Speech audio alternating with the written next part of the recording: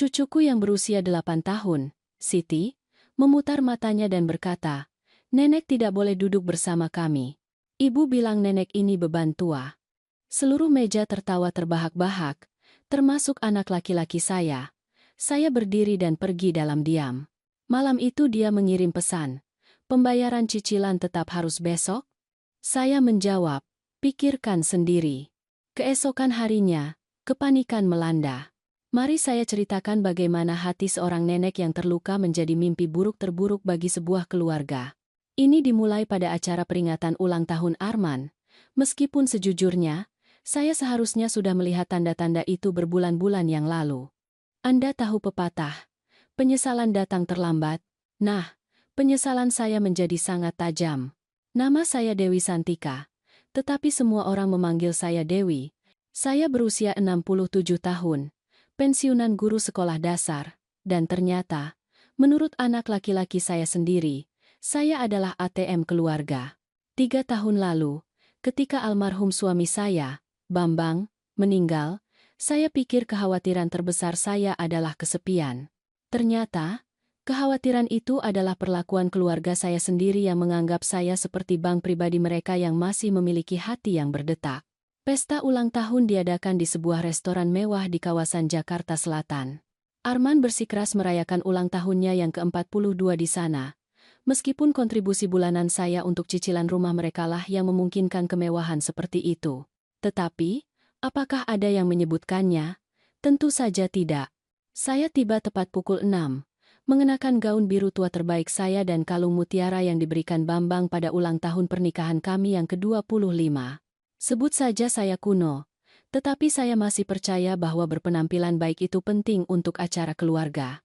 Nyonya rumah mengantar saya melewati restoran yang ramai ke meja bundar besar tempat Dimas, anak laki-laki saya, duduk bersama istrinya, Arman, dan kedua anak mereka. "Ibu," Dimas berdiri, memberikan salah satu pelukan singkat yang terasa wajib. "Ibu datang." Tentu saja ibu datang. Ini ulang tahun Arman. Saya tersenyum pada menantu perempuan saya, yang membalasnya dengan senyum kaku. Arman tidak pernah benar-benar akrab dengan saya, bahkan setelah 15 tahun menikah dengan anak saya. Menurutnya, saya terlalu terlibat, terlalu banyak bicara, terlalu berlebihan dalam segala hal. Cucu perempuan saya, Siti, sedang mengorek-ngorek sate ayamnya sementara cucu laki-laki saya, Fajar, bermain ponselnya, sama sekali tidak menyadari orang dewasa di sekitarnya. Tingkah laku makan malam keluarga yang normal, tidak ada yang aneh di sana. Masalah dimulai ketika Rina, adik Arman, tiba bersama suaminya dan putri kembar mereka. Gadis-gadis itu, yang seusia dengan Siti, segera menguasai pembicaraan dengan cerita tentang liburan mereka baru-baru ini ke tempat wisata mewah. Biaya sekolah swasta yang mahal, pakaian bagus, semuanya, segala sesuatu yang sangat diinginkan Arman tetapi tidak mampu dia beli dengan gaji Dimas sebagai manajer konstruksi. "Anak-anak, mengapa kalian tidak duduk bersama di ujung meja sana?" Arman menyarankan, menunjuk ke kursi di dekat saya. Saat itulah cucu perempuan saya, Siti, menatap lurus ke arah saya dan melontarkan kalimat yang akan mengubah segalanya. "Nenek tidak boleh duduk bersama kami. Ibu bilang nenek ini beban tua." Kata-kata itu menghantam saya seperti pukulan fisik. Di sekeliling meja, keluarga Rina tertawa kecil dengan tidak nyaman. Dimas justru tertawa, menggelengkan kepalanya seolah itu adalah hal paling lucu yang pernah dia dengar. Arman menyeringai di balik gelas jus buahnya. Sejenak, saya hanya duduk di sana, memproses apa yang baru saja terjadi. Cucu perempuan saya sendiri, yang diajari oleh ibunya, telah memanggil saya beban di acara makan malam umum di depan keluarga besar, dan anak saya menganggapnya lucu. Saya berdiri perlahan, meletakkan serbet saya di atas meja dengan sengaja. "Baiklah," kata saya. Suara saya mantap meskipun ada getaran di dada saya. Saya rasa saya tidak akan membebani siapapun dengan kehadiran saya lagi. "Ibu, dia hanya bercanda," kata Dimas. Tetapi dia masih menyeringai. Masih menganggap lucu bahwa putri kecilnya yang berusia 8 tahun telah diajari untuk menghina neneknya. "Benarkah?" tanya saya. Atau dia hanya mengulangi apa yang dia dengar di rumah? Meja menjadi sunyi. Seringai Arman sedikit memudar, Tetapi kerusakan sudah terjadi. Saya mengambil tas tangan saya dan berjalan keluar dari restoran itu dengan martabat sebanyak yang bisa saya kumpulkan, meninggalkan keluarga yang jelas melihat saya tidak lebih dari seorang wanita tua bodoh yang dermawan. Perjalanan pulang memberi saya banyak waktu untuk berpikir. 3 tahun menjanda, 2 tahun membayar cicilan rumah Dimas dan Arman karena mereka mengklaim bisnis konstruksinya sedang sulit, pengeluaran darurat yang tak terhitung jumlahnya yang saya tanggung tanpa bertanya, dana liburan yang saya siapkan untuk cucu-cucu, biaya sekolah swasta yang diam-diam saya bayar karena sekolah negeri tidak cukup baik untuk standar Arman. Semua itu, tampaknya, telah memberi saya gelar beban tua. Malam itu, sekitar pukul 11, ponsel saya bergetar dengan pesan dari Dimas. Pesannya singkat dan mengungkapkan segalanya. Pembayaran cicilan tetap harus besok. Arman ingin memastikan transfernya berhasil sebelum bank tutup. Saya menatap pesan itu lama sekali. 2 kalimat yang dengan sempurna merangkum hubungan kami. Tidak ada permintaan maaf atas perilaku putrinya. Tidak ada pengakuan tentang betapa kejamnya malam itu. Hanya pengingat bahwa saya berutang uang kepada mereka. Jawaban saya bahkan lebih singkat. Pikirkan sendiri. Saya mematikan ponsel saya dan pergi tidur.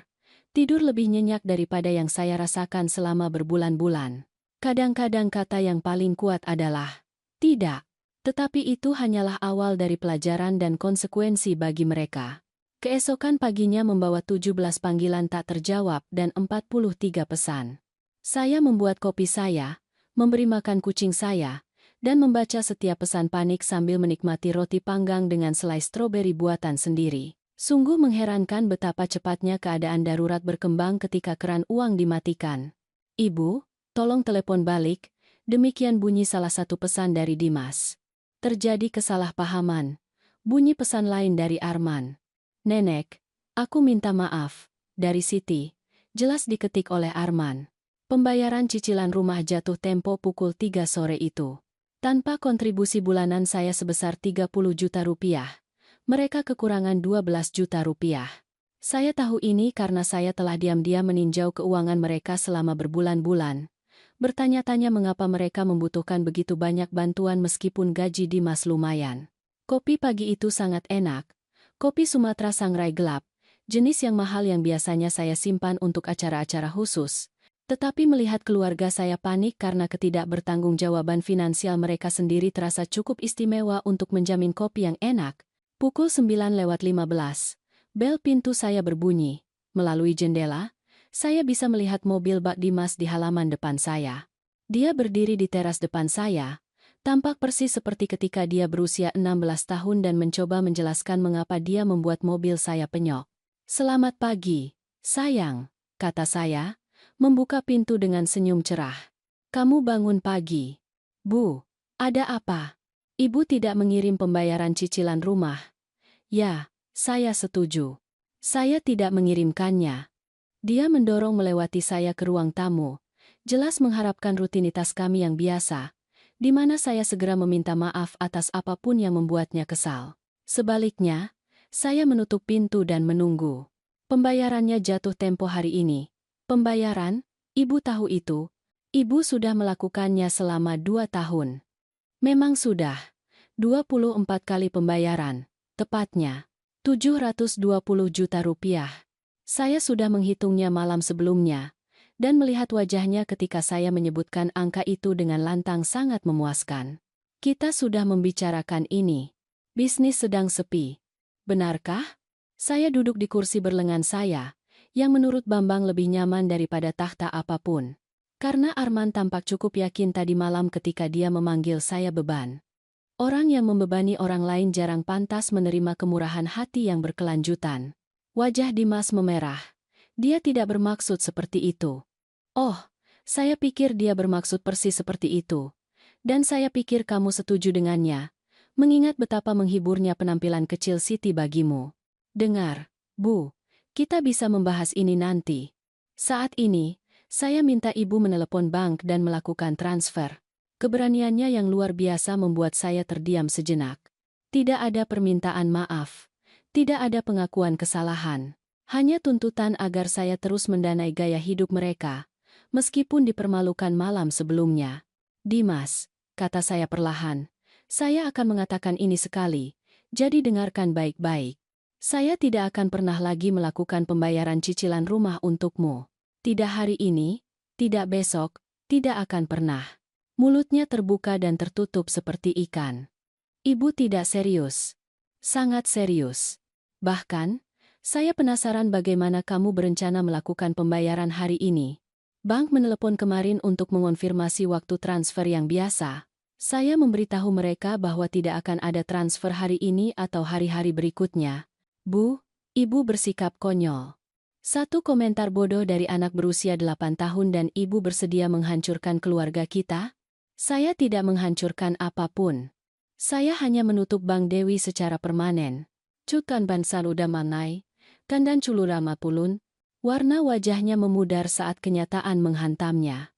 Tanpa pembayaran bulanan saya, mereka tidak mampu membayar cicilan rumah. Tanpa rumah mereka tidak bisa mempertahankan gaya hidup yang dituntut Arman. Rumah kartu yang dibangun dengan hati-hati akan segera runtuh. Kami akan kehilangan rumah, katanya pelan. Maka mungkin kamu seharusnya memikirkan hal itu sebelum mengizinkan putrimu menghina saya di depan umum. Saya berdiri, memberi isyarat bahwa percakapan kami sudah berakhir. Saya ada pertemuan klub berkebun pukul 11. Kamu harus memikirkan ini sendiri. Bu, tolong, kita bisa menyelesaikan sesuatu. Arman bisa minta maaf. Arman punya waktu 2 tahun untuk menunjukkan rasa hormat kepada saya. Sebaliknya, dia memilih untuk mengajari cucu saya bahwa saya adalah beban. Kesempatan itu sudah berlalu, Dimas. Dia mencoba memohon, menawar, bahkan mengancam. Tidak ada yang berhasil karena saya akhirnya menyadari sesuatu yang penting. Saya tidak berutang kehidupan yang nyaman kepada mereka hanya karena kami berbagi DNA. Setelah dia pergi, saya menelepon penasihat keuangan saya, Santika, dan membuat janji untuk keesokan harinya. Jika saya menutup Bank Dewi, sebaiknya saya mencari tahu apa yang harus dilakukan dengan semua uang yang selama ini saya buang. Siang harinya Arman datang ke pintu saya, air mata mengalir di wajahnya, menjanjikan perubahan yang tidak akan pernah datang. Saya mendengarkan dengan sopan, menyajikan teh hangat, dan mengirimnya pergi dengan tangan kosong. Malam itu, Fajar menelepon. Cucu saya yang berusia 12 tahun mencoba memanipulasi nenek untuk menyelamatkan hari itu. Nenek Dewi, ibu bilang kami mungkin harus pindah jika nenek tidak membantu dengan pembayaran rumah. Ibumu benar, kata saya dengan lembut. Tapi Fajar, itu bukan masalahmu untuk dikhawatirkan. Itu tugas orang tuamu untuk menyelesaikannya. Tapi nenek bisa memperbaikinya kan? Nenek selalu memperbaiki semuanya. Kepolosan dalam suaranya hampir mematahkan tekad saya. Hampir. Terkadang, sayang, orang harus memperbaiki masalah mereka sendiri. Orang tuamu sudah dewasa. Mereka akan menyelesaikannya. Tetapi ketika saya menutup telepon, saya bertanya-tanya apakah mereka benar-benar akan melakukannya. Pemberitahuan penyitaan muncul di pintu mereka tepat 31 hari kemudian. Saya tahu karena Fajar mengirim pesan foto pemberitahuan itu kepada saya, disertai pesan yang mengatakan, "Nenek, apakah nenek benar-benar akan membiarkan kami menjadi tunawisma?" Saya sedang duduk di taman saya ketika pesan itu tiba, menikmati matahari pagi dan pemandangan bunga mawar indah saya yang mekar penuh. Bambang selalu mengatakan saya punya tangan ajaib dalam hal menumbuhkan sesuatu. Rupanya, tangan yang sama itu cukup efektif dalam menghentikan aliran uang yang tidak didapat. Pemberitahuan itu memberi mereka 90 hari untuk melunasi cicilan rumah atau menghadapi penggusuran. 3 bulan untuk mencari tahu apa yang seharusnya mereka tangani selama ini. Tetapi alih-alih menggunakan waktu itu dengan bijak, mereka meluncurkan apa yang kemudian saya anggap sebagai kampanye untuk menghancurkan nenek. Itu dimulai dengan rasa bersalah. Arman meninggalkan pesan suara sambil menangis tentang bagaimana anak-anak akan menderita. Dimas muncul tanpa pemberitahuan dengan keadaan darurat palsu, berharap menangkap saya pada saat kelemahan. Bahkan tetangga saya, Ibu Kartika, direkrut untuk tujuan mereka, mampir untuk menyebutkan betapa menyedihkannya ketika keluarga berantakan karena uang. Uang, kata saya kepada Ibu Kartika, saat kami berbagi es teh hangat di teras depan saya, tidak ada hubungannya dengan ini. Ini tentang rasa hormat. Sesuatu yang tampaknya langka akhir-akhir ini. Minggu kedua membawa peningkatan. Guru Siti menelepon untuk menyatakan kekhawatiran tentang keadaan emosional anak itu. Rupanya, Siti telah memberitahu semua orang di sekolah bahwa neneknya yang jahat membuat keluarganya menjadi tunawisma. Guru tersebut, Ibu Lestari, bersikap bijaksana tetapi jelas dalam pesannya. Tidak bisakah saya berbesar hati untuk membantu keluarga saya sendiri? Ibu Lestari, saya menjelaskan dengan sabar. Orang tua Siti memiliki gabungan pendapatan lebih dari 1 miliar rupiah per tahun. Mereka memilih rumah yang tidak mampu mereka beli dan meminta saya untuk mensubsidi keputusan buruk mereka. Saya tidak membuat siapapun menjadi tunawisma. Saya hanya menolak untuk membiarkan ketidakbertanggungjawaban finansial. Minggu ketiga membawa saudara perempuan saya, Putri, ikut campur. Putri tinggal di Surabaya dan hanya menelepon 2 kali setahun. Biasanya ketika dia membutuhkan sesuatu. Kali ini, dia meminta saya untuk berhenti mempermalukan keluarga dengan membiarkan Dimas dan Arman kehilangan rumah mereka. Dewi, apa yang merasukimu? Bambang akan terkejut dengan perilaku ini. Bambang, jawab saya dengan tegas, akan terkejut dengan anak yang membiarkan putrinya yang berusia 8 tahun menghina neneknya dan menganggapnya lucu. Bambang percaya pada rasa hormat. Putri, kamu mungkin harus mencoba mengingat itu. Alama pudurna, janda jana, kutuku sangge, kangan kanda jana ganda. Tetapi kejutan sebenarnya datang selama minggu keempat, ketika pengacara saya menelepon. Ibu Dewi, ini Arman Susilo dari firma Hukum Jaya. Saya mewakili anak Anda, Dimas, dalam masalah hukum yang menyangkut Anda. Saya hampir menjatuhkan telepon. Mohon maaf? Anak Anda mengajukan permohonan perwalian, mengklaim Anda tidak lagi mampu membuat keputusan keuangan yang sehat. Dia telah memberikan bukti perilaku tidak menentu dan penilaian buruk yang menunjukkan penurunan kapasitas mental. Entekar, kenkutonar goila lama marah. Keberaniannya sungguh mencengangkan. Dimas sebenarnya mencoba agar saya dinyatakan tidak kompeten sehingga dia bisa mengendalikan uang saya dan memaksa saya untuk melanjutkan pembayaran cicilan rumah. Anak saya sendiri mencoba mencuri kemerdekaan finansial saya karena saya berani mengatakan tidak. Bapak Arman, kata saya, suara saya mantap meskipun jantung saya berdebar kencang. Saya yakin telah terjadi kesalahpahaman. Kapasitas mental saya sangat utuh. Bahkan, sekarang lebih jernih daripada yang terjadi selama bertahun-tahun. Bu, saya hanya menelepon untuk memberitahu Anda tentang prosesnya. Anda akan membutuhkan perwakilan hukum. Setelah menutup telepon, saya duduk di kursi tua Bambang dan tertawa sampai air mata mengalir di wajah saya. Dimas baru saja membuat kesalahan terbesar dalam hidupnya. Dia telah meningkatkan ini dari batas keuangan sederhana menjadi perang skala penuh. Dan dia tidak tahu siapa yang dia lawan. Keesokan paginya, saya menelepon firma hukum perkasa, firma hukum keluarga paling dihormati di kota. Mereka tidak hanya menangani sengketa perwalian, tetapi mereka berspesialisasi dalam melindungi klien lanjut usia dari penyalahgunaan keuangan oleh anggota keluarga. Ibu Dewi, kata pengacara Rina Cahaya selama konsultasi awal kami, apa yang Anda gambarkan sayangnya umum terjadi. Anak-anak dewasa yang merasa berhak atas uang orang tua mereka seringkali menggunakan intimidasi hukum ketika uang berhenti mengalir. Bisakah dia benar-benar membuat saya dinyatakan tidak kompeten? Dia bisa mencoba, tetapi dia akan membutuhkan bukti medis, beberapa evaluasi profesional, dan bukti penurunan mental yang tulus. Dari percakapan kita hari ini, Anda jelas kompeten. Bahkan, menghentikan pembayaran kepada keluarga yang tidak tahu berterima kasih menunjukkan penilaian yang sangat baik. Apa yang bisa kita lakukan? Rina tersenyum, dan itu tidak sepenuhnya menyenangkan. Kami membela Anda dengan gigih, dan kemudian kami melakukan serangan. Penyalahgunaan keuangan lansia adalah kejahatan, Ibu Dewi. Jika dia telah memanipulasi Anda untuk mendapatkan uang sambil membiarkan keluarganya menganiaya Anda, kita dapat mengajukan tuntutan. Aku sekalian, saya tidak ingin melihat dia di penjara. Mungkin tidak, tetapi ancaman penuntutan cenderung menyelesaikan situasi ini dengan cepat. Saat saya pulang dari kantor pengacara, saya merasakan sesuatu yang belum pernah saya alami selama bertahun-tahun. Antisipasi. Dimas ingin bermain keras, sempurna. Dia baru saja menantang seorang wanita berusia 67 tahun yang telah menghabiskan 40 tahun mengelola ruang kelas yang penuh dengan anak-anak yang sulit diatur, menyeimbangkan keuangan keluarga melalui 3 resesi ekonomi, dan merawat suami yang keras kepala melalui kanker tanpa kehilangan akal sehatnya sekalipun. Dia akan belajar bahwa nenek-nenek tidak menjadi keset ketika mereka menua. Terkadang, mereka hanya menjadi lebih strategis tentang kapan dan bagaimana mereka melawan. Malam itu, Dimas menelepon, "Bu, saya tidak ingin sampai seperti ini, tetapi ibu memaksa saya, benarkah?" Sungguh menarik. Coba katakan. Dimas, tepatnya berapa banyak uang yang ibu miliki? Pertanyaan itu membuatnya terkejut. Apa maksud ibu? Maksud saya persis seperti yang saya katakan. Berapa banyak uang yang ibu miliki?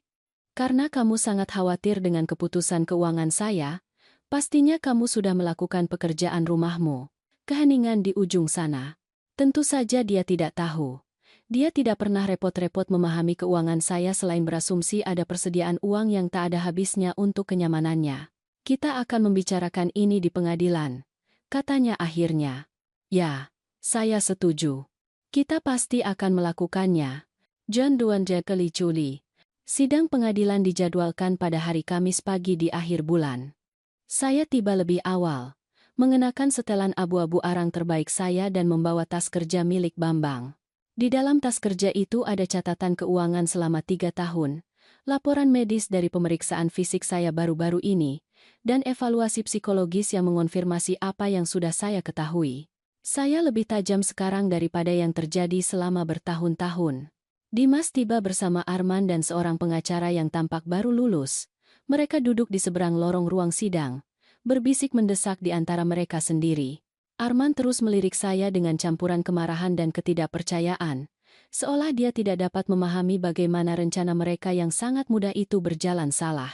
Hakim, Yang Mulia Dewi Puspita, adalah seorang wanita berusia 50-an dengan rambut abu-abu dan mata yang tidak melewatkan apapun. Dia meninjau permohonan dengan perhatian cermat dari seseorang yang telah melihat terlalu banyak keluarga menghancurkan diri mereka sendiri karena uang. Pengacara Dimas maju lebih dulu, melukiskan gambaran seorang wanita lanjut usia yang penilaiannya menjadi terganggu setelah kematian suaminya. Dia menyajikan bukti perilaku keuangan saya yang tidak menentu, penghentian pembayaran cicilan rumah secara tiba-tiba, penutupan rekening yang sebelumnya dapat diakses oleh anggota keluarga, dan apa yang dia sebut permusuhan irasional terhadap anak saya dan keluarganya.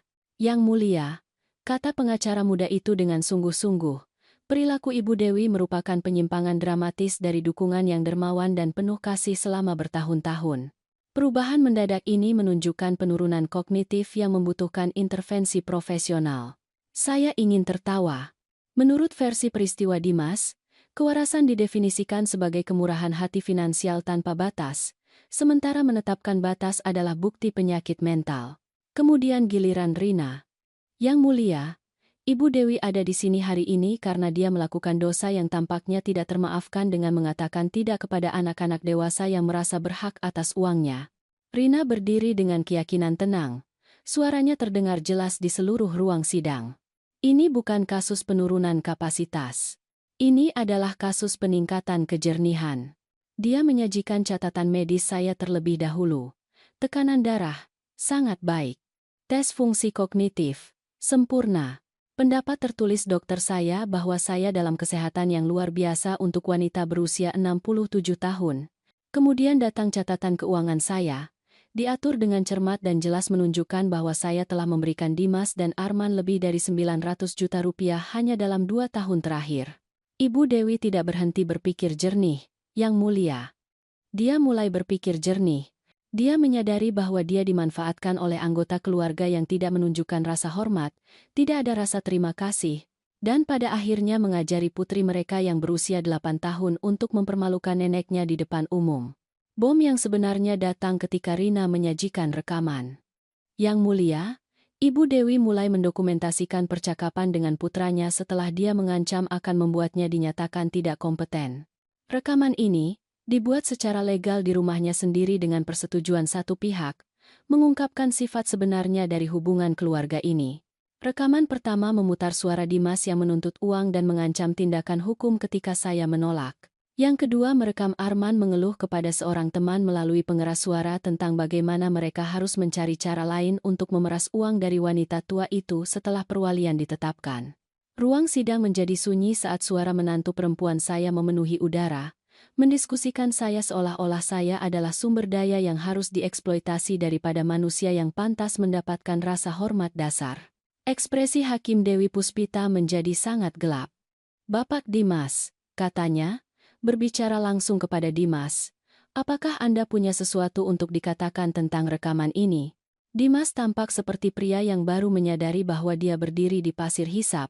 "Yang mulia, percakapan itu di luar konteks." "Konteks apa yang membuatnya pantas untuk menyebut ibu Anda sebagai wanita tua sambil mendiskusikan strategi untuk mengakses uangnya?" Tidak ada jawaban, karena memang tidak ada. Hakim Dewi Puspita meninjau catatannya selama waktu yang terasa seperti keabadian sebelum berbicara. "Permohonan perwalian ini ditolak. Selanjutnya, saya merujuk kasus ini ke kantor kejaksaan untuk penyelidikan potensi penyalahgunaan keuangan lansia. Anakan katu, tubilang gali suharani, palu diketuk, dan dengan itu, rencana utama Dimas hancur menjadi debu." Di luar gedung pengadilan, Rina dan saya berdiri di tangga memperhatikan Dimas. Arman dan pengacara mereka berkumpul dalam diskusi panas di sebelah mobil mereka. "Apa yang terjadi sekarang?" tanya saya. Sekarang mereka menyadari bahwa mereka telah membuat kesalahan fatal dalam penilaian. Kejaksaan akan menyelidiki, dan mereka akan menghadapi kemungkinan tuntutan pidana atas penyalahgunaan keuangan. Yang lebih penting bagi mereka telah kehilangan setiap kesempatan untuk mengakses uang Anda lagi. Saya memperhatikan anak saya memberi isyarat panik kepada istrinya, jelas terlibat dalam jenis argumen yang menghancurkan pernikahan. Wajah Arman merah karena amarah, dan dia terus menunjuk ke arah saya seolah-olah ini semua entah bagaimana salah saya. "Apakah menurut Anda mereka benar-benar akan mengajukan tuntutan?" tanya saya. "Itu tergantung pada apa yang ditemukan penyelidikan. Tetapi Ibu Dewi, bahkan jika mereka tidak menuntut, anak dan menantu Anda sekarang mengerti bahwa Anda bukanlah wanita tua tak berdaya yang mereka pikirkan. Mereka sangat meremehkan Anda." Saat kami berjalan menuju mobil kami, ponsel saya bergetar dengan pesan dari Fajar. "Nenek, ibu dan ayah benar-benar marah. Bisakah kami datang dan bicara?" Saya menunjukkan pesan itu kepada Rina, yang menggelengkan kepalanya. "Mereka akan mencoba membangun kembali hubungan sekarang setelah intimidasi hukum gagal. Berhati-hatilah dalam membiarkan mereka kembali ke hidup Anda tanpa perubahan yang tulus." Malam itu, saat saya duduk di taman saya dengan segelas jus buah, saya merenungkan betapa dramatisnya hidup saya telah berubah hanya dalam 2 bulan. Saya telah berubah dari menjadi ATM keluarga menjadi wanita yang berdiri di pengadilan dan mempertahankan haknya atas martabat dan rasa hormat. Bunga mawar tercium sangat manis malam itu, dan matahari terbenam melukis taman saya dengan warna emas dan merah tua. Untuk pertama kalinya sejak kematian Bambang, saya merasa benar-benar hidup, tetapi sesuatu memberitahu saya bahwa Dimas dan Arman belum selesai. Orang yang putus asa melakukan hal-hal yang putus asa, dan kalah di pengadilan hanya membuat mereka lebih putus asa. Saya benar untuk berhati-hati. 3 minggu setelah sidang pengadilan, saya menemukan betapa putus asanya mereka ketika tetangga saya menelepon pukul 6 pagi. "Dewi, ada truk pindahan di halaman depan Dimas. Mereka sedang memuat perabotan." Saya berdiri di jendela kamar tidur saya, memperhatikan kekacauan itu terungkap di seberang jalan. Dimas, Arman, dan beberapa teman sedang memindahkan kotak dan perabotan dengan energi panik dari orang-orang yang lari dari sesuatu atau menuju sesuatu. Ponsel saya berdering segera. Nomor Dimas. "Bu, saya ingin ibu mendengar ini dari saya dulu. Kami pindah. Saya bisa melihatnya." "Kemana kamu pergi?" "Jakarta Timur. Adik Arman punya rumah di sana, dan saya bisa mendapatkan pekerjaan konstruksi, peluang yang lebih baik."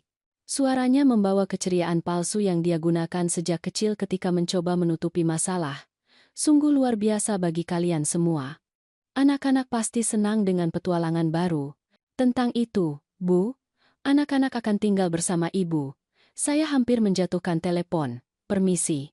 Hanya sementara, sampai kami menetap dan menemukan tempat dengan sekolah yang bagus. Arman pikir akan lebih mudah jika mereka tetap berada di lingkungan yang akrab untuk saat ini. Keberanian yang luar biasa membuat saya terdiam. Mereka meninggalkan anak-anak mereka dan mengharapkan saya untuk menyediakan penitipan anak gratis, sementara mereka melarikan diri dari kekacauan finansial yang telah mereka ciptakan. Dimas, kata saya perlahan, biarkan saya memastikan saya memahami ini dengan benar. Kamu pindah ke Jakarta Timur, meninggalkan Fajar dan Siti, dan berasumsi saya akan merawat mereka. Ini bukan meninggalkan mereka. Bu, ini hanya praktis. Mereka bisa menyelesaikan tahun ajaran di sini. Dan siapa, tepatnya, yang bertanya kepada saya apakah saya bersedia menjadi wali bagi 2 anak? Keheningan. Karena, tentu saja, tidak ada yang bertanya kepada saya. Mereka hanya berasumsi bahwa Nenek Dewi yang baik akan maju dan menyelesaikan masalah lain yang telah mereka ciptakan. Masalahnya, Bu, Dimas melanjutkan, suaranya semakin putus asa. Kami sudah memberitahu anak-anak. Mereka senang menghabiskan waktu bersama nenek.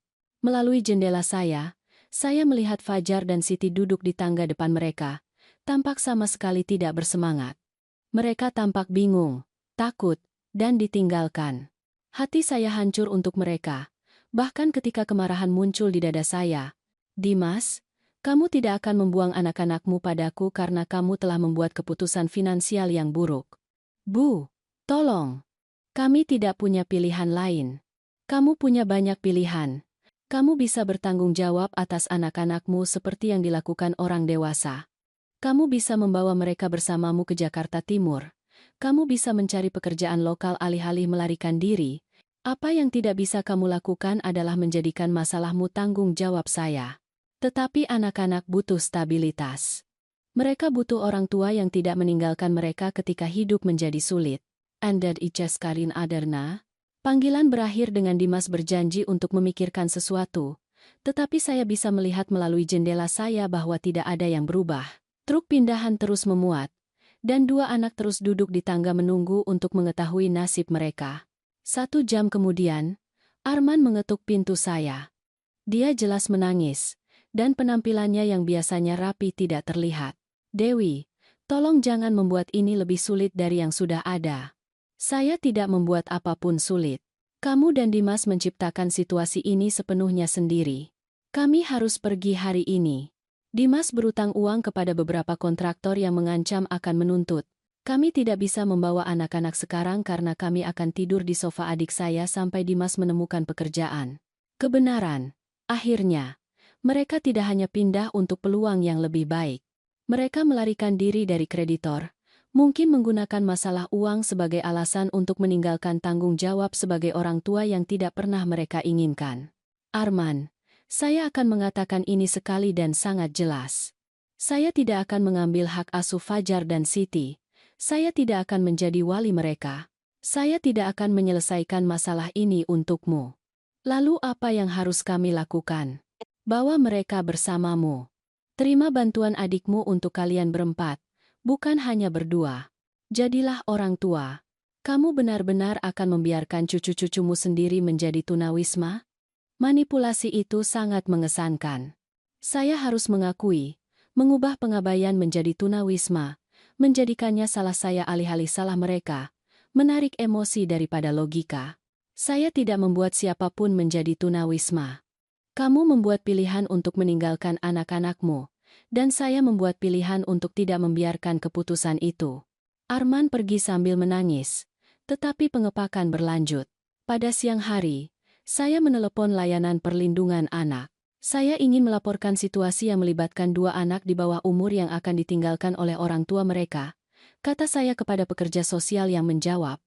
Prosesnya cepat dan profesional.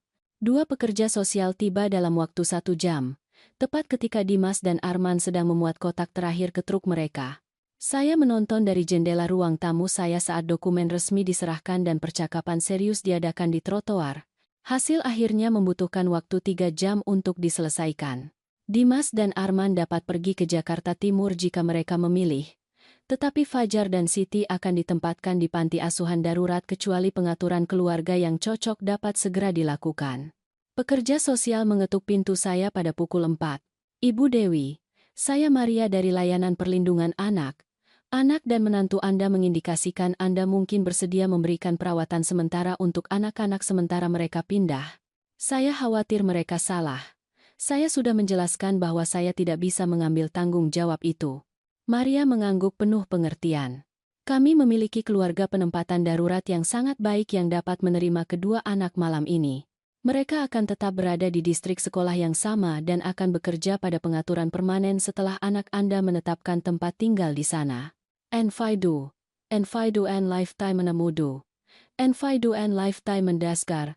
Melalui jendela, saya bisa melihat Dimas dan Arman berdebat sengit di samping truk mereka yang sudah dimuat sementara Fajar dan Siti duduk di pinggir jalan, memegang koper kecil yang dikemas seseorang untuk mereka.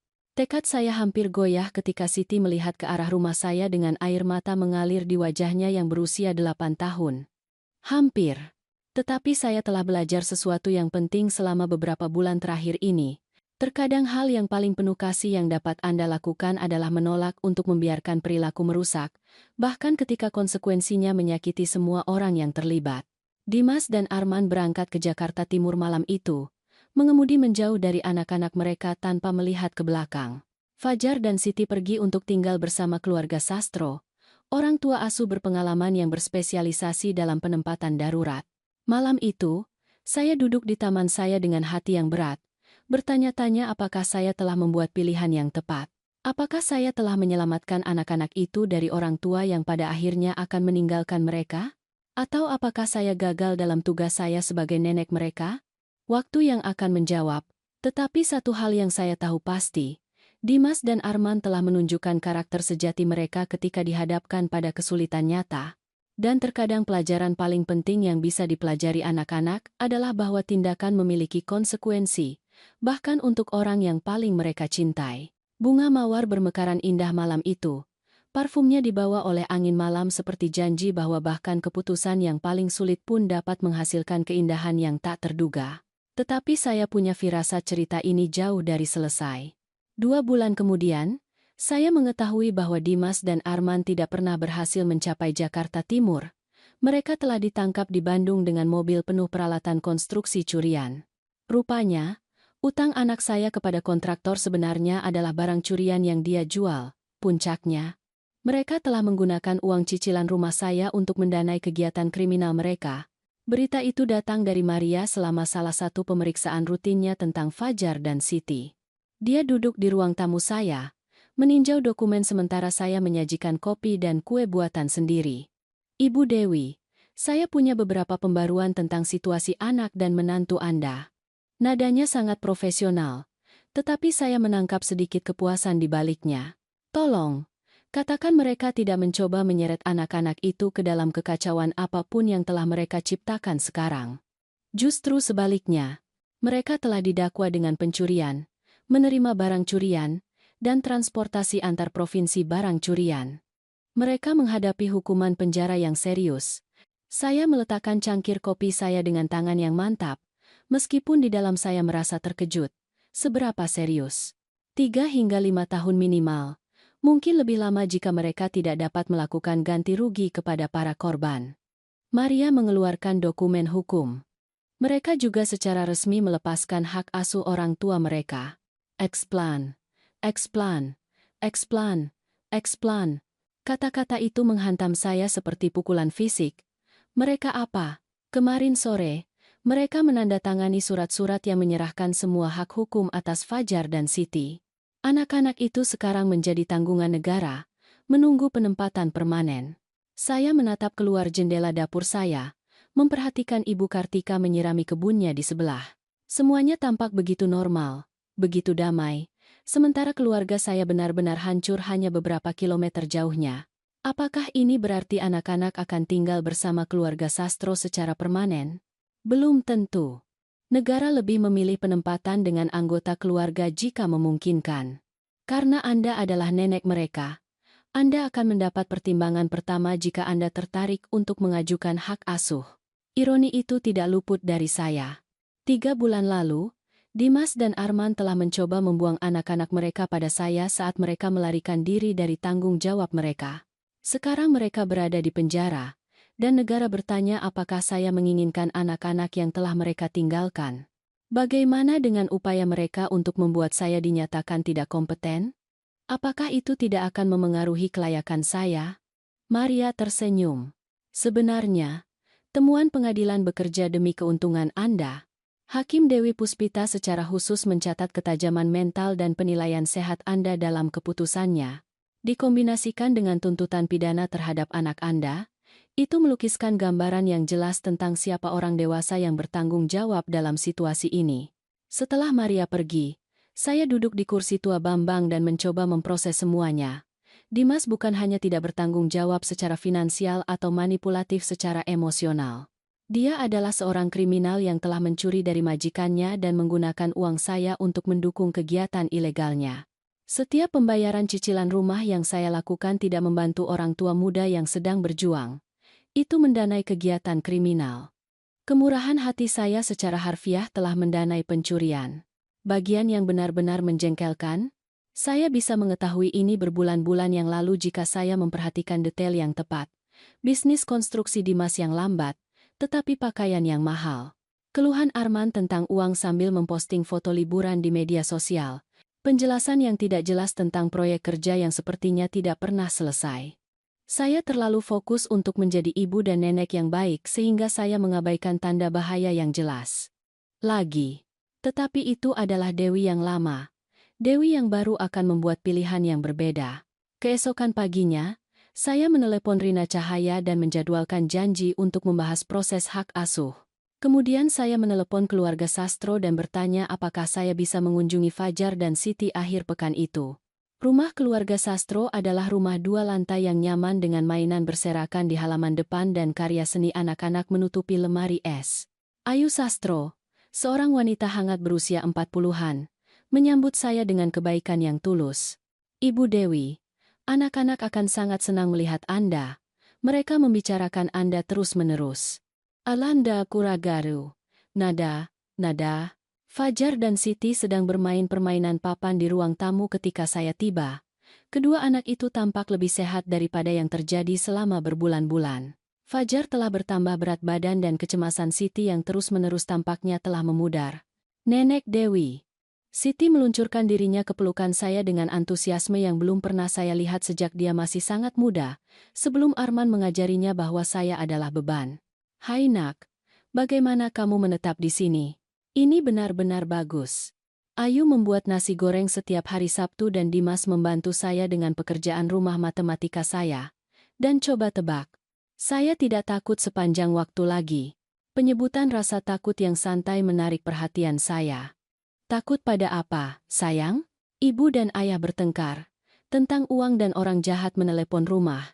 Terkadang ayah akan sangat marah dan melempar barang. Tetapi di sini sepi. Tenang yang damai. Bukan tenang yang menakutkan. Fajar mengangguk dari seberang ruangan. Ibu dulu sering menangis ketika dia pikir kami tidak bisa mendengar. Dan ayah selalu menelepon orang yang membuatnya marah. Anak-anak ini telah hidup dengan lebih banyak stres dan disfungsi daripada yang saya sadari. Masalah uang Dimas dan Arman bukan hanya tentang penganggaran yang buruk.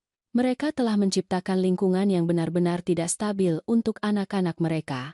Saya menghabiskan 3 jam di rumah keluarga Sastro dan pada saat saya pergi, 2 hal menjadi sangat jelas. Pertama, Fajar dan Siti berkembang pesat di lingkungan yang stabil untuk pertama kalinya dalam beberapa tahun. Kedua, mereka pantas mendapatkan kakek nenek yang menempatkan kesejahteraan mereka di atas kenyamanan pribadi. Malam itu, saya menelepon Rina Cahaya. Saya ingin mengajukan hak asuh, kata saya tanpa basa-basi. Anda yakin? Mengambil 2 anak pada usia Anda adalah komitmen yang signifikan. Rina, anak-anak itu telah dikecewakan oleh setiap orang dewasa dalam hidup mereka kecuali keluarga Sastro. Saya juga mengecewakan mereka ketika saya menolak untuk menerima mereka.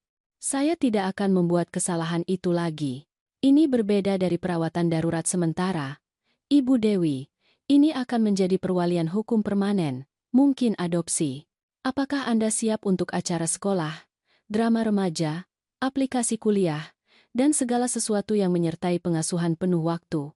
Saya melihat sekeliling rumah saya yang tenang, melihatnya melalui mata baru. Kamar tidur cadangan yang telah mengumpulkan debu, Meja dapur besar yang memuat 8 orang tetapi hanya memberi makan satu, taman yang dapat dengan mudah menampung ayunan dan kotak pasir. Saya berusia 67 tahun, Rina. Saya sehat, stabil secara finansial, dan saya baru saja menghabiskan 3 bulan belajar persis seberapa besar keberanian yang saya miliki ketika orang mencoba memanfaatkan saya. Saya pikir saya bisa menangani 2 anak yang benar-benar pantas mendapatkan bantuan saya. Kalau begitu mari kita mulai dengan dokumen-dokumen itu. Proses hak asuh akan memakan waktu berbulan-bulan, tetapi saya tidak khawatir tentang hasilnya. Saya memiliki perwakilan hukum yang sangat baik, catatan yang bersih, dan yang paling penting, saya berjuang untuk sesuatu yang berharga daripada melawan orang-orang yang telah mengkhianati saya. Untuk pertama kalinya sejak seluruh kekacauan ini dimulai, saya bergerak menuju sesuatu yang positif alih-alih hanya menjauh dari sesuatu yang negatif. Tetapi pertama-tama, saya harus mengubah rumah dan mendesain ulang kehidupan, karena menjadi nenek penuh waktu pada usia 67 tahun akan membutuhkan perencanaan yang serius. Dewi yang lama mungkin akan terintimidasi oleh perubahan hidup yang begitu besar. Dewi yang baru sudah berbelanja tempat tidur susun secara daring. Sidang hak asuh dijadwalkan pada tanggal 15 Desember, tepat 6 bulan setelah Dimas dan Arman pergi dari anak-anak mereka. Saya tiba di gedung pengadilan mengenakan setelan biru tua terbaik saya dan membawa folder tebal dengan referensi karakter, laporan keuangan, dan rencana pengasuhan terperinci yang telah saya kembangkan dengan bantuan konselor keluarga. Fajar dan Siti duduk bersama Maria di barisan depan. Keduanya mengenakan pakaian terbaik mereka dan terlihat gugup tetapi penuh harapan. Selama 2 bulan terakhir, mereka telah mengunjungi rumah saya setiap akhir pekan, perlahan-lahan menetap dalam rutinitas yang terasa alami dan benar.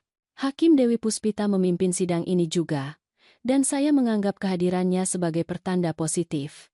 Dia sudah tahu sejarah keluarga dan telah melihat secara langsung bagaimana Dimas dan Arman beroperasi. Ibu Dewi, Hakim Dewi Puspita memulai. Anda mengajukan permohonan hak asuh permanen atas cucu-cucu Anda setelah pemenjaraan orang tua mereka dan penghentian sukarela hak asuh orang tua. Ini adalah tanggung jawab yang signifikan. Apakah Anda siap untuk tantangan membesarkan 2 anak pada usia Anda? Yang mulia, saya sudah membesarkan 1 anak, meskipun saya tampaknya melakukan pekerjaan yang buruk mengingat bagaimana dia tumbuh. Saya yakin saya telah belajar dari kesalahan itu dan dapat melakukan yang lebih baik dengan kesempatan kedua. Sidang berjalan lancar. Rina menyajikan bukti stabilitas keuangan saya, kesehatan fisik dan mental, dan modifikasi rumah yang telah saya selesaikan. Laporan pekerja sosial sangat bagus, dan kesaksian Fajar dan Siti sendiri sangat tulus. Saya ingin tinggal bersama Nenek Dewi, kata Siti kepada hakim dengan suara yang jelas dan percaya diri. Dia membuat saya merasa aman, dan dia tidak berteriak tentang uang sepanjang waktu. Fajar sama lugasnya. Rumah nenek terasa seperti rumah sekarang. Dia membantu dengan pekerjaan rumah dan tidak marah ketika saya bertanya. Tetapi kejutan sebenarnya datang ketika Ayu Sastro meminta untuk berbicara atas nama saya.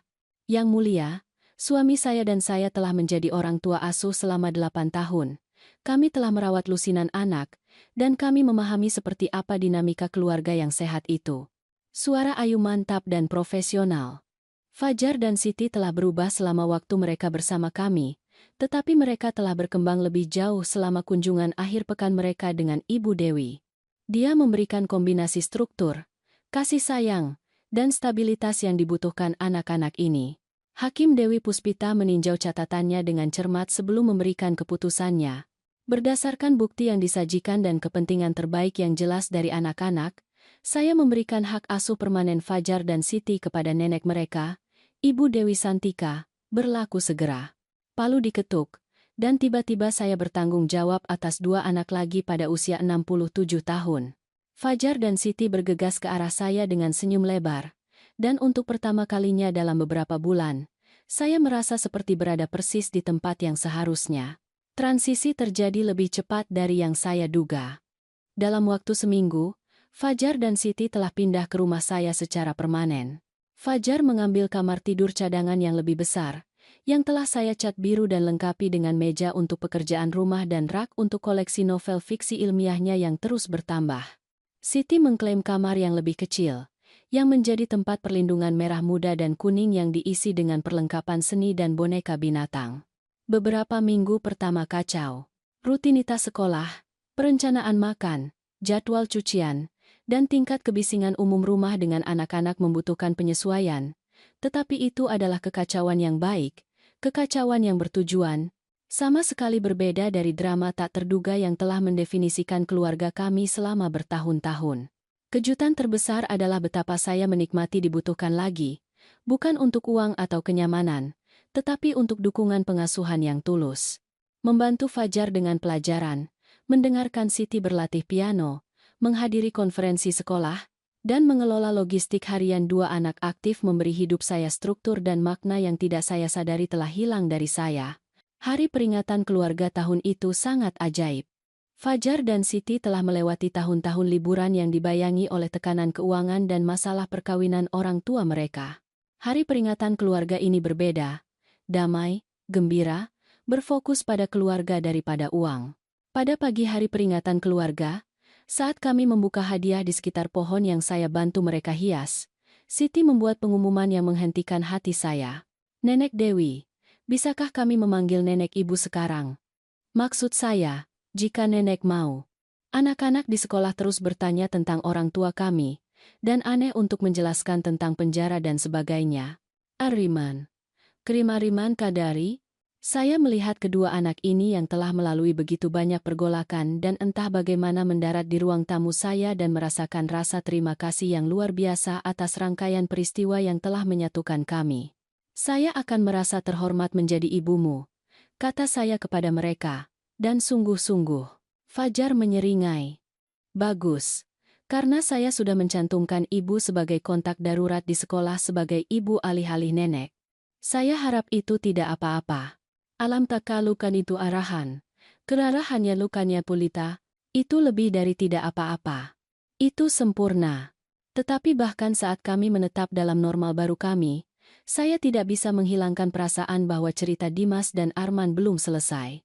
Hukuman penjara memiliki tanggal akhir, dan orang-orang yang menyalahkan orang lain atas masalah mereka jarang menerima tanggung jawab selama di penjara.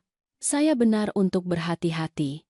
Pada bulan-bulan berikutnya, saya menerima surat dari Arman, yang ditulis dari penjara kabupaten sementara dia menunggu hukuman.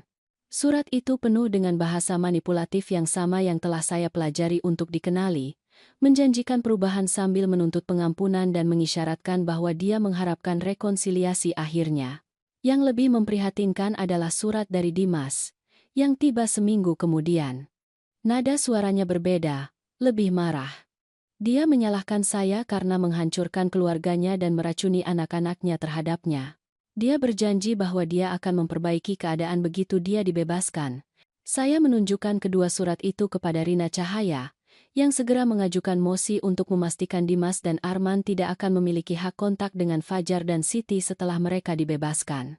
Dia juga merekomendasikan saya mendokumentasikan komunikasi di masa depan dan mempertimbangkan untuk mendapatkan perintah penahanan jika ancaman meningkat. Ibu Dewi, orang yang menolak untuk menerima tanggung jawab atas tindakan mereka seringkali menjadi lebih berbahaya dari waktu ke waktu, bukan kurang. Anak Anda telah meyakinkan dirinya sendiri bahwa Anda adalah penjahat dalam cerita ini. Itu membuat Anda menjadi target potensial ketika dia keluar. Berapa lama waktu yang kita miliki? Dengan perilaku yang baik, mungkin 2 hingga 3 tahun. Tetapi saya merekomendasikan kita bersiap untuk skenario terburuk sekarang sementara kita punya waktu untuk menempatkan perlindungan hukum yang tepat. Malam itu, saya duduk di taman dengan secangkir teh hangat, memperhatikan Fajar dan Siti mengejar kunang-kunang di halaman. Mereka tertawa dan riang, akhirnya menjalani masa kecil yang pantas mereka dapatkan. Saya telah memindahkan gunung untuk memberi mereka stabilitas ini, dan saya tidak akan membiarkan orang tua kandung mereka menghancurkannya lagi. Dimas ingin memperbaiki keadaan sempurna, karena saya punya beberapa hal untuk diperbaiki sendiri, dan saya telah belajar banyak tentang perencanaan strategi selama setahun terakhir. Dewi yang lama bersifat reaktif, menanggapi krisis yang diciptakan oleh orang lain. Dewi yang baru akan proaktif, mengantisipasi masalah dan menyelesaikannya sebelum menjadi ancaman bagi keluarga saya. Dimas pikir penjara adalah hal terburuk yang terjadi padanya. Dia akan belajar bahwa meremehkan ibunya adalah kesalahan yang jauh lebih serius. Detektif itu menelepon pada hari Selasa pagi, tepat ketika saya membuat nasi goreng untuk Fajar dan Siti sebelum sekolah. Detektif Rina dari Unit Kejahatan Keuangan memiliki berita yang akan mengubah semua yang saya pikir saya ketahui tentang kegiatan kriminal anak saya. Ibu Dewi, saya perlu mengajukan beberapa pertanyaan tentang pembayaran cicilan rumah yang Anda lakukan untuk anak Anda. Kami sedang menyelidiki jaringan kriminal yang jauh lebih besar, dan kasus Dimas telah memberikan beberapa petunjuk tak terduga. S&Co Pai, kan apa Juli? Setelah anak-anak berangkat ke sekolah, Detektif Rina tiba dengan berkas tebal dan ekspresi serius. Dia duduk di meja dapur saya, menerima kopi sambil mengatur dokumen yang tampak jauh lebih kompleks daripada tuntutan pencurian sederhana. Ibu Dewi, seberapa banyak yang Anda ketahui tentang pekerjaan konstruksi anak Anda? Sangat sedikit, rupanya. Saya pikir dia adalah manajer proyek untuk perusahaan lokal, tetapi jelas saya salah tentang sebagian besar hal yang menyangkut Dimas. Etesan Claim. Etes klaim, dia memang bekerja untuk konstruksi karya, tetapi bukan sebagai manajer. Dia adalah operator peralatan dengan akses ke mesin dan alat mahal. Apa yang kami temukan adalah bahwa dia tidak hanya mencuri peralatan, dia adalah bagian dari sindikat pencurian terorganisir yang telah beroperasi selama hampir 5 tahun. Detektif itu menyebarkan foto-foto di atas meja saya.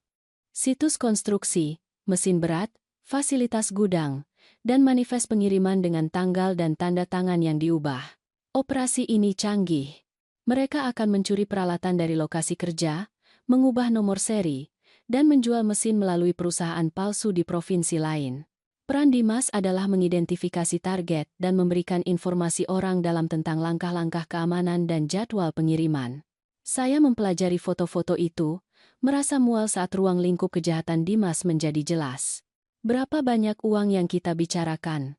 Lebih dari 30 miliar rupiah dalam peralatan curian dan penjualan palsu. Dimas bukanlah pencuri kelas teri, Ibu Dewi. Dia adalah pemain kunci dalam kegiatan kriminal besar.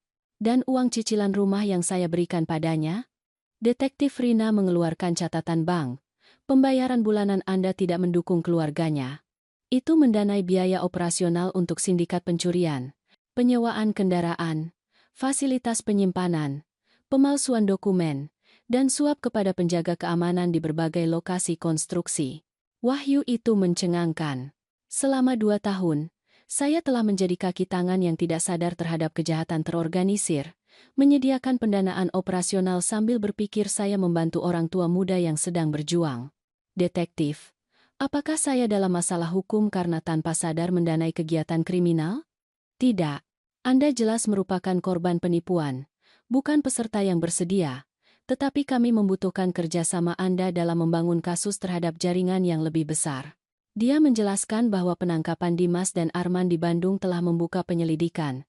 Dihadapkan pada tuntutan federal yang serius, Dimas mulai berbicara, memberikan informasi tentang peserta lain dengan imbalan hukuman yang dikurangi. Masalahnya, Dimas mencoba meminimalkan perannya sendiri dengan mengklaim dia dipaksa oleh anggota organisasi yang lebih senior. Dia menggambarkan dirinya sebagai korban yang terlibat terlalu jauh. Saya hampir tertawa melihat keberaniannya. Itu terdengar persis seperti Dimas. Tidak ada yang pernah salahnya. Disinilah menjadi menarik bagi Anda secara pribadi. Dimas mengklaim ibunya adalah peserta yang bersedia yang tahu persis apa yang didanai uang itu. Dia mengatakan Anda mendorong keterlibatannya karena keuntungannya membantu seluruh keluarga secara finansial. Cangkir kopi terlepas dari tangan saya, pecah di lantai dapur. Dia mencoba melibatkan saya dalam kejahatannya. Tampaknya begitu. Dia memberitahu penyelidik bahwa Anda adalah dalang di balik operasi pencucian uang, menggunakan pembayaran cicilan rumah untuk menyamarkan hasil kejahatan. Saya menatap detektif itu. Pikiran saya berpacu melalui implikasi. Dimas tidak hanya menolak untuk menerima tanggung jawab atas tindakannya. Dia secara aktif mencoba menghancurkan saya untuk menyelamatkan dirinya sendiri. Detektif Rina, saya memiliki bukti terdokumentasi dari setiap transaksi keuangan, setiap percakapan, dan setiap interaksi dengan Dimas dan Arman. Saya dapat membuktikan bahwa saya yakin saya membantu dengan pengeluaran rumah tangga yang sah kami tahu. Kami sudah meninjau catatan bank Anda dan berbicara dengan pengacara Anda. Cerita Anda konsisten dan didokumentasikan dengan baik, tetapi tuduhan Dimas berarti Anda kemungkinan akan dipanggil untuk bersaksi di persidangan federal. Setelah detektif itu pergi, saya duduk di taman saya mencoba memproses apa yang telah saya pelajari. Anak saya bukan hanya seorang kriminal. Dia bersedia menghancurkan ibunya sendiri untuk menghindari tanggung jawab atas pilihannya. Dimas yang tumbuh di rumah ini, yang belajar benar dan salah di meja dapur ini, tampaknya mampu melakukan pengkhianatan yang menakjubkan ketika terpojok. Sore itu, saya menelepon Rina Cahaya dan menjadwalkan pertemuan darurat. Kemudian saya menelepon penasihat keuangan saya dan meminta audit lengkap rekening saya selama 5 tahun terakhir. Jika saya akan bersaksi di persidangan pidana federal, saya ingin dokumentasi untuk setiap rupiah. Tetapi kejutan sebenarnya datang malam itu ketika Fajar mendekati saya setelah makan malam, ekspresinya serius di luar usianya yang 13 tahun. Ibu Dewi, ada sesuatu yang perlu saya ceritakan tentang pekerjaan ayah. Saya meletakkan lap piring saya dan memberinya perhatian penuh. Ada apa, sayang? Musim panas lalu, sebelum semuanya terjadi, saya tidak sengaja mendengar ayah berbicara dengan beberapa pria di garasi kami. Mereka berbicara tentang mencuri barang dan mengubah nomor pada mesin. Saya tidak mengerti semuanya, tetapi saya tahu itu buruk. Jantung saya berhenti. Apakah kamu memberitahu siapapun saat itu? Saya mencoba memberitahu ibu, tetapi dia bilang saya hanya membayangkan dan menyuruh saya untuk tidak pernah mengulangi apa yang saya dengar. Dia bilang itu akan membuat ayah mendapat masalah dengan bosnya. Tentu saja, Arman telah membungkamnya. Dia tahu persis apa yang Dimas terlibat di dalamnya dan telah memilih untuk melindungi kegiatan kriminal daripada anaknya sendiri. Fajar, kamu harus memberitahu polisi apa yang kamu dengar. Itu adalah bukti penting dalam kasus ayah. Dia mengangguk dengan sungguh-sungguh. Saya tahu. Saya sudah memikirkannya selama berminggu-minggu. Saya ingin mengatakan yang sebenarnya, bahkan jika itu membuat ayah terlihat buruk, dia membuat pilihannya sendiri. Arusa Bilai Nisa, kena medanya Gendarama. Pada usia 13 tahun, Fajar sudah mengerti sesuatu yang tidak pernah dipelajari ayahnya. Tindakan memiliki konsekuensi, dan bertanggung jawab lebih penting daripada menghindari kesalahan. Malam itu, saya duduk di kursi tua Bambang dan menyadari bahwa upaya Dimas untuk melibatkan saya sebenarnya telah memberi saya sesuatu yang berharga, kejernihan mutlak tentang siapa dia sebenarnya dan apa yang mampu dia lakukan. Dewi yang lama mungkin akan patah hati oleh kesediaan anaknya untuk mengorbankannya demi keuntungannya sendiri.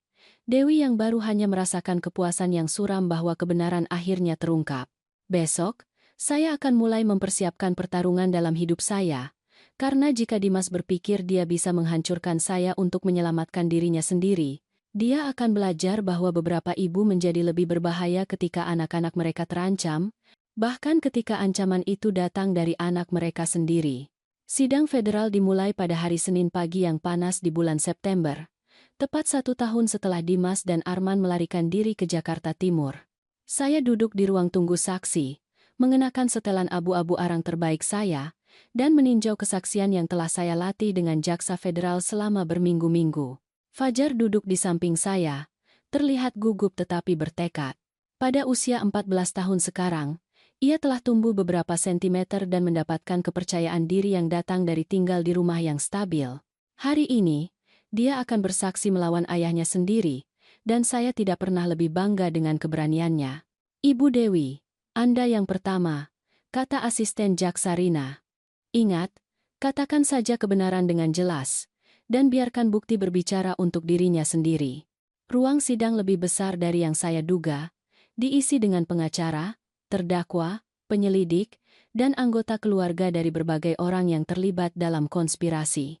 Dimas duduk di meja terdakwa, mengenakan seragam oranye, dan terlihat lebih tua dari usianya yang 43 tahun. Ketika mata kami bertemu, ekspresinya dingin, terhitung, sama sekali tanpa kehangatan yang saya ingat dari masa kecilnya. Saya mengambil sumpah dan duduk di kursi saksi, melihat langsung ke juri seperti yang telah saya latih untuk dilakukan. 12 orang biasa yang akan memutuskan apakah kebohongan Dimas tentang keterlibatan saya memiliki kredibilitas. Jaksa memulai dengan pertanyaan dasar tentang hubungan saya dengan Dimas, pembayaran cicilan rumah, dan pemahaman saya tentang situasi pekerjaannya. Saya menjawab dengan jelas dan jujur, memberikan tanggal, jumlah, dan detail spesifik tentang setiap transaksi. Ibu Dewi, apakah Anda pernah dengan sengaja memberikan uang untuk mendanai kegiatan kriminal? Sama sekali tidak. Saya yakin saya membantu anak dan menantu saya dengan pengeluaran rumah tangga yang sah selama masa sulit. Apakah anak Anda pernah memberitahu Anda bahwa dia terlibat dalam pencurian peralatan atau penjualan palsu? Tidak pernah. Dia memberitahu saya bisnis konstruksinya lambat, dan mereka berjuang untuk melakukan pembayaran cicilan rumah. Kemudian datang pengacara Dimas, seorang wanita cerdas berusia 50-an yang jelas telah dilatih tentang cara membuat saya tampak terlibat. Ibu Dewi, bukankah benar bahwa Anda mengajukan sangat sedikit pertanyaan tentang bagaimana uang Anda digunakan? Saya mempercayai anak saya untuk jujur kepada saya. Itu tampaknya merupakan kesalahan. Tidakkah Anda merasa curiga bahwa Dimas membutuhkan jumlah yang persis sama setiap bulan? Terlepas dari situasi pekerjaan yang diklaimnya, pembayaran cicilan rumah adalah jumlah tetap. Itu tampak sangat masuk akal. Tetapi Anda tidak pernah memverifikasi bahwa uang itu benar-benar digunakan untuk pembayaran cicilan rumah. Benarkah? Inilah saat yang telah saya persiapkan. Sebenarnya, saya memverifikasinya. Pengacara pembela tampak terkejut. Permisi?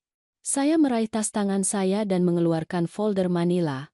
Pada bulan Agustus, 2 bulan sebelum saya berhenti melakukan pembayaran, saya menjadi khawatir tentang manajemen keuangan Dimas dan Arman. Jadi saya menyewa penyelidik swasta untuk memverifikasi bagaimana uang saya digunakan. Riak kejutan menyebar di seluruh ruang sidang. Ini adalah informasi baru, tidak termasuk dalam kesaksian sebelumnya. Penyelidik menemukan bahwa uang saya tidak digunakan untuk pembayaran cicilan rumah. Dimas dan Arman menggunakan pendapatan mereka sendiri untuk cicilan rumah dan mengalihkan uang saya untuk mendanai apa yang tampaknya merupakan biaya bisnis. Penyewaan unit penyimpanan yang tidak dapat dijelaskan, pembayaran tunai kepada individu yang tidak dikenal, dan setoran besar ke rekening yang belum pernah saya dengar. Pengacara Dimas tampak benar-benar terkejut. Mengapa Anda tidak menghadapi anak Anda dengan informasi ini? Saya berencana untuk melakukannya, tetapi sebelum saya dapat mengatur pertemuan, cucu perempuan saya secara terbuka memanggil saya beban tua di acara makan malam keluarga, jelas mengulangi sesuatu yang dia dengar di rumah. Saat itulah saya menyadari uang saya tidak membeli apa-apa selain penghinaan dari orang-orang yang saya pikir saya bantu. Jadi Anda menghentikan pembayaran karena perasaan terluka. Saya menghentikan pembayaran karena laporan penyelidik swasta menjelaskan bahwa Dimas berbohong tentang bagaimana uang saya digunakan. Ketidakhormatan dari keluarganya hanya mengonfirmasi bahwa melanjutkan dukungan finansial akan membuang-buang uang. Pemeriksaan ulang jaksa singkat dan menghancurkan. Ibu Dewi, kapan Anda memberikan laporan investigasi ini kepada penegak hukum? Saya memberikannya kepada Detektif Rina selama wawancara awalnya.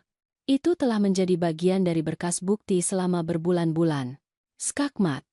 Seluruh strategi pertahanan Dimas didasarkan pada klaim bahwa saya adalah peserta yang tahu dalam pencucian uang, tetapi saya memiliki bukti terdokumentasi bahwa saya telah menyelidiki kegiatan yang mencurigakan dan menemukan penipuan itu sendiri. Kesaksian Fajar sore itu bahkan lebih merusak kasus Dimas.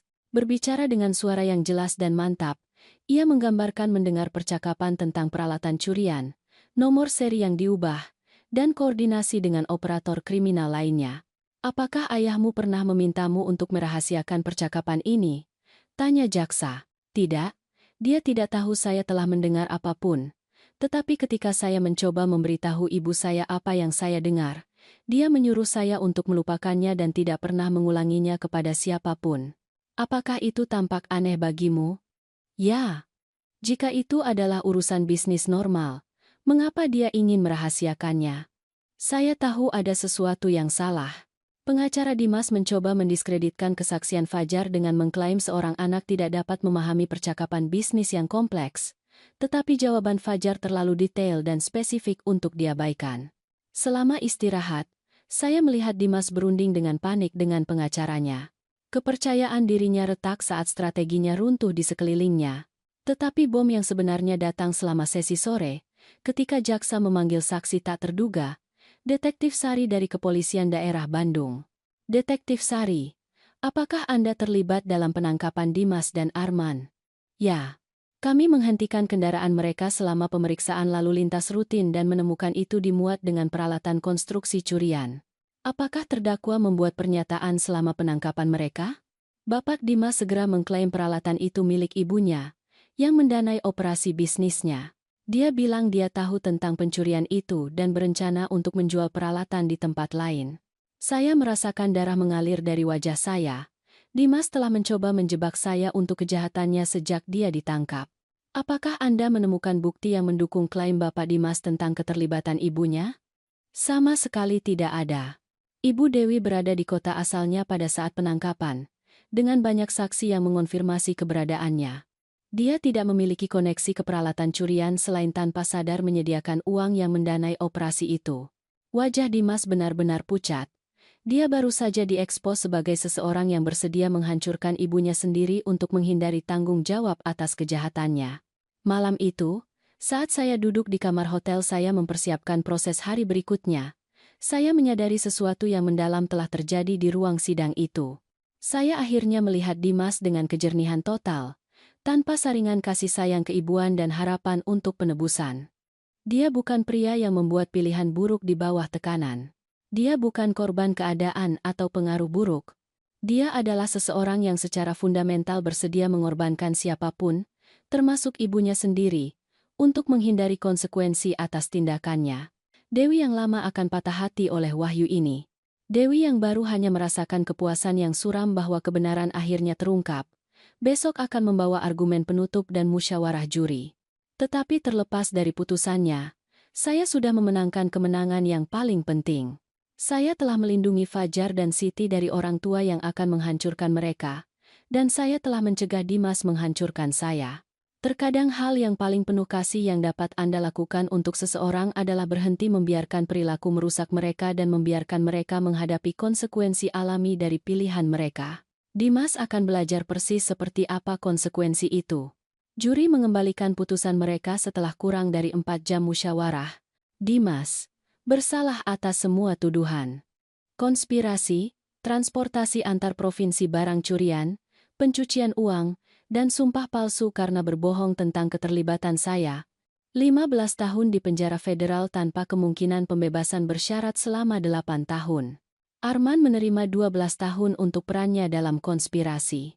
Anggota lain dari sindikat pencurian menerima hukuman berkisar antara 8 hingga 20 tahun. Hakim secara khusus mencatat upaya Dimas untuk melibatkan ibunya yang tidak bersalah sebagai bukti kurangnya penyesalan dan keengganan untuk menerima tanggung jawab. Saya tidak merasakan kepuasan melihat anak saya dibawa pergi dengan belenggu, hanya kesedihan yang mendalam untuk pria yang dia pilih untuk menjadi. Tetapi kejutan sebenarnya datang 3 minggu kemudian ketika saya menerima telepon dari pengacara Bima yang mewakili korban Dimas dalam kasus ganti rugi perdata. Ibu Dewi, saya punya beberapa berita yang mungkin menarik bagi Anda. Selama proses penyitaan aset, kami menemukan sesuatu yang signifikan tentang kegiatan keuangan anak Anda. Bima tiba di rumah saya sore itu dengan tas kerja penuh dokumen dan cerita yang akan mengubah semua yang saya pikir saya ketahui tentang karir kriminal Dimas. Ibu Dewi, anak Anda tidak hanya mencuri peralatan dan menjualnya melalui perusahaan palsu. Dia juga menjalankan skema penipuan asuransi yang rumit, operasi pencurian identitas, dan penipuan investasi yang menargetkan korban lanjut usia. Dia menyebarkan dokumen di atas meja makan saya, laporan bank, klaim asuransi, prospektus investasi palsu, dan daftar korban yang membuat perut saya mual. Selama 5 tahun terakhir, Dimas menipu korban lebih dari 60 miliar rupiah. Orang lanjut usia yang mempercayainya dengan tabungan pensiun mereka, pemilik usaha kecil yang mempekerjakannya untuk proyek konstruksi yang tidak pernah selesai, dan perusahaan asuransi yang dia curi dengan kecelakaan yang direkayasa dan klaim palsu. Bagaimana ini memengaruhi saya? Bima mengeluarkan serangkaian dokumen tertentu. Di bawah Undang-Undang Penyitaan Aset Federal, semua hasil dari kegiatan kriminal harus dikembalikan kepada korban. Tetapi ada komplikasi menarik dalam kasus Dimas. Dia menunjukkan kepada saya dokumen perutian bank yang membuat darah saya dingin. Anak Anda membuka beberapa rekening bisnis menggunakan nomor jaminan sosial dan informasi pribadi Anda. Dia memalsukan tanda tangan Anda pada aplikasi pinjaman, pendaftaran bisnis, dan polis asuransi. Takan Dalisian, Kriya Semenamannya, Kuluharana Mulaya. Saya menatap kertas-kertas itu, melihat nama saya di dokumen yang belum pernah saya tanda tangani, terkait dengan perusahaan yang belum pernah saya dengar. Apakah Anda mengatakan Dimas mencuri identitas saya? Secara ekstensif. Dia menggunakan peringkat kredit Anda yang sangat baik dan riwayat keuangan yang bersih untuk membangun kredibilitas untuk operasi penipuannya. Beberapa korban berpikir mereka berbisnis dengan seorang wanita lanjut usia yang terkemuka, bukan seorang kriminal berusia 40-an. Implikasinya sangat mencengangkan. Dimas tidak hanya mengambil uang saya dan mencoba menjebak saya untuk kejahatannya. Dia secara aktif meniru saya untuk melakukan kejahatan tambahan. Bima, apakah saya bertanggung jawab atas utang atau masalah hukum yang diciptakan oleh pencurian identitas ini? Tidak. Anda jelas merupakan korban, bukan pelaku. Tetapi disinilah menjadi menarik dari perspektif Anda. Dia mengeluarkan dokumen lain. Di bawah hukum federal, korban pencurian identitas dapat mencari ganti rugi dari aset pelaku, bahkan jika aset itu seharusnya diberikan kepada korban lain. Aset apa? Dimas dan Arman kehilangan segalanya. Itu yang diasumsikan semua orang. Tetapi penyelidik keuangan menemukan bahwa Dimas telah menyembunyikan uang di rekening luar negeri dan investasi mata uang kripto yang bahkan tidak diketahui Arman. Ankan si halu Johai Keneng Ramadan, Bima menyerahkan kepada saya laporan keuangan yang membuat saya terkejut. Dimas mengumpulkan hampir 27 miliar rupiah dalam aset tersembunyi selama 5 tahun kegiatan kriminal, uang yang dia rencanakan untuk diakses setelah pembebasan akhirnya dari penjara. Dan sebagai korban kejahatan pencurian identitasnya, Anda memiliki kedudukan hukum untuk mengklaim aset-aset itu sebagai kompensasi atas kerusakan kredit, reputasi, dan tekanan emosional Anda. Mengingat sejauh mana penipuannya menggunakan identitas Anda berpotensi mengklaim seluruh jumlah itu. Saya duduk kembali di kursi saya, memproses informasi ini. Dimas tidak hanya mencuri dari orang asing dan mencoba menjebak saya untuk kejahatannya. Dia secara sistematis menggunakan identitas saya untuk melakukan kejahatan tambahan sambil menyembunyikan hampir 27 miliar rupiah untuk keuntungannya sendiri di masa depan. Bima, apa yang akan terjadi pada uang itu jika saya tidak mengklaimnya? Itu akan didistribusikan di antara korban-korbannya yang lain, yang tentunya merupakan keadilan, tetapi itu tidak akan mengatasi kerugian spesifik yang dilakukan kepada Anda melalui pencurian identitas. Saya memikirkan Fajar dan Siti, yang sekarang masing-masing berusia 15 dan 11 tahun, yang akan membutuhkan dana kuliah dalam beberapa tahun. Saya memikirkan korban lanjut usia yang ditipu Dimas, orang-orang seperti saya yang mempercayai seseorang yang seharusnya tidak mereka percayai. Saya memikirkan kehidupan yang dicuri Dimas dari anak-anaknya sendiri dengan memilih kejahatan daripada tanggung jawab. Saya ingin mengklaim setengah dari aset untuk masa depan cucu-cucu saya. Setengah lainnya harus diberikan kepada korban Dimas yang lain, terutama yang lanjut usia yang kehilangan uang pensiun. Bima tersenyum setuju. Itu tampaknya merupakan solusi yang adil dan murah hati. Proses hukum memakan waktu 6 bulan untuk diselesaikan, tetapi akhirnya saya menerima cek sebesar 14 miliar 500 juta rupiah sebagai ganti rugi atas kerusakan pencurian identitas. Uang yang tersisa didistribusikan di antara korban lain, membantu memulihkan setidaknya sebagian dari apa yang telah dicuri Dimas dari mereka. Pada peringatan hukuman Dimas dan Arman, saya duduk di taman saya bersama Fajar dan Siti, memperhatikan mereka mengerjakan pekerjaan rumah di bawah pohon beringin tua yang ditanam Bambang 30 tahun lalu. Fajar sedang belajar untuk ujian masuk kuliah, sudah merencanakan kuliah dengan kepercayaan diri seorang pemuda yang tahu masa depannya aman. Siti sedang berlatih piano, lagu yang sama yang saya pelajari sebagai seorang anak. Mereka adalah anak-anak baik yang selamat dari orang tua yang mengerikan dan muncul lebih kuat daripada hancur. Mereka memahami nilai kejujuran, tanggung jawab, dan kerja keras karena mereka telah melihat apa yang terjadi ketika orang memilih secara berbeda.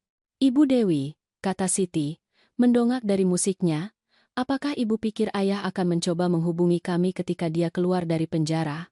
Saya mempertimbangkan pertanyaan itu dengan hati-hati. Dimas akan memenuhi syarat untuk pembebasan bersyarat ketika Fajar berusia 26 tahun dan Siti berusia 23 tahun. Keduanya orang dewasa yang mampu membuat keputusan sendiri tentang hubungan dengan ayah mereka. Dia mungkin mencoba, kata saya dengan jujur, tetapi saat itu kalian akan menjadi orang dewasa yang dapat memutuskan sendiri jenis orang seperti apa yang kalian inginkan dalam hidup kalian. Fajar menutup buku pelajarannya dan menatap saya dengan serius. Saya harap dia telah belajar sesuatu dari semua ini, tetapi jika belum, saya tidak ingin dia berada di sekitar keluarga kita ketika kita punya anak suatu hari nanti. Pada usia 16 tahun, Fajar sudah memahami sesuatu yang tidak pernah dipelajari Dimas. Keluarga bukan tentang darah atau kewajiban, itu tentang orang-orang yang mendukung, menghormati, dan peduli satu sama lain melalui masa-masa baik dan buruk. Saat matahari terbenam di atas taman saya merenungkan perjalanan tak terduga yang telah membawa kami ke saat damai ini. 3 tahun lalu, saya adalah seorang janda kesepian yang dieksploitasi secara finansial oleh orang-orang yang melihat saya tidak lebih dari ATM yang nyaman. Malam ini, saya dikelilingi oleh anak-anak yang benar-benar mencintai saya dan masa depan yang cerah dengan kemungkinan. Terkadang hal yang paling penuh kasih yang dapat Anda lakukan adalah menolak untuk membiarkan perilaku merusak. Bahkan ketika itu berarti kehilangan orang yang Anda pikir tidak bisa Anda hidup tanpanya. Terkadang menetapkan batas menyelamatkan bukan hanya diri Anda sendiri, tetapi orang-orang tak bersalah yang pantas mendapatkan yang lebih baik dari orang dewasa yang seharusnya melindungi mereka. Dimas telah mengajari saya pelajaran penting tanpa bermaksud. Rasa hormat bukanlah sesuatu yang Anda berutang kepada orang karena hubungan mereka dengan Anda. Itu adalah sesuatu yang didapatkan orang melalui tindakan dan pilihan mereka. Bunga mawar di Taman Peringatan Bambang bermekaran dengan indah tahun itu. Parfumnya dibawa oleh angin malam yang membisikkan janji awal yang baru dan kesempatan kedua. Dan untuk pertama kalinya sejak kematiannya, saya merasa benar-benar bersyukur atas kehidupan yang saya jalani alih-alih meratapi kehidupan yang hilang. Dewi yang lama adalah korban. Dewi yang baru adalah penyintas yang telah belajar perbedaan antara menjadi dermawan dan menjadi bodoh, antara menjadi penyayang dan dimanfaatkan. Dan itu, saya menyadari, bernilai setiap langkah sulit dari perjalanan yang telah membawa saya pulang ke diri saya sendiri dan keluarga yang benar-benar harus saya lindungi. Kesabaran dan keikhlasan seorang ibu adalah anugerah, tetapi batas-batas moral dan rasa hormat dalam keluarga tidak dapat ditawar. Ketika ketidakadilan merajalela, keadilan akan datang melalui konsekuensi nyata, dan karma baik akan selalu mengarahkan kita untuk melindungi mereka yang lemah. Keluarga sejati adalah tempat cinta, bukan tempat eksploitasi,